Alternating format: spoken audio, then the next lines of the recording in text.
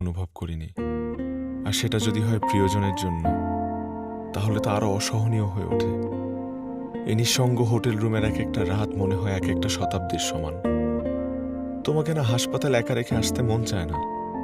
মনে হয় সারাক্ষণ তোমার পাশে বসে থাকি, সারা রাত তোমার পাশে বসে থাকতে থাকতে ভোর রাতে তোমার হাতে মাথা রেখে ঘুমিয়ে পড়ি। কিন্তু সেটা তো হবে না। সবার একটা প্রশ্নেই আমি আটকে যাই আর সামনে এগোতে পারি না। প্রশ্নটা হচ্ছে আমি তোমার কি হই। সত্যিটা হচ্ছে আমিও জানি না এই প্রশ্নের সঠিক উত্তর। শুধু জানি তোমার প্রতি আমার যে অনুভূতি, যে টান, যেটা এত দূর থেকে টেনে নিয়ে এসছে আমাকে, সব প্রশ্নের অতীত। শুভ্র, আমি জানি না আমি তোমার কি হই, কিন্তু এই মুহূর্তে তোমার সবচাইতে আপন মানুষটা আমি। এতটা মায়া আমি দ্বিতীয় কারোর জন্য অনুভব করিনি জীবনে। এখন তোমার ইচ্ছেগুলো হয়ে উঠেছে আমার প্রবল আকাঙ্ক্ষা।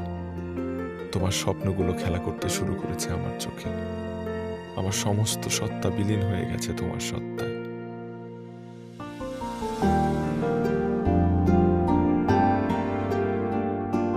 তুই অ্যাক্সিডেন্ট করার পর থেকে আমাদের সবার তো খুব মন খারাপ ছিল। আমরা কিছুই বুঝে উঠতে পারতেছিলাম না, ডাক্তারও কিছু বলতে পারতেছিল না।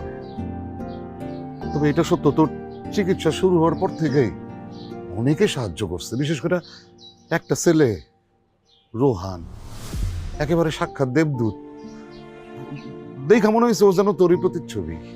বিশ্বাস কর মা, তুই যেমনি বাচ্চাগুলারে আগলায় রাখতি, এই 2টা মাস এই রোহান বাচ্চাগুলারে সেইভাবে আগলায় রাখছে। আর খালি খালি জানতে চাইতো যে শুভ্রা বাচ্চাগুলারে কেমনে পড়াইতো। সেও ঠিক সেইভাবে পড়াইছে, বাচ্চাদের কোনো চাহিদা অপূর্ণ রাখেনি।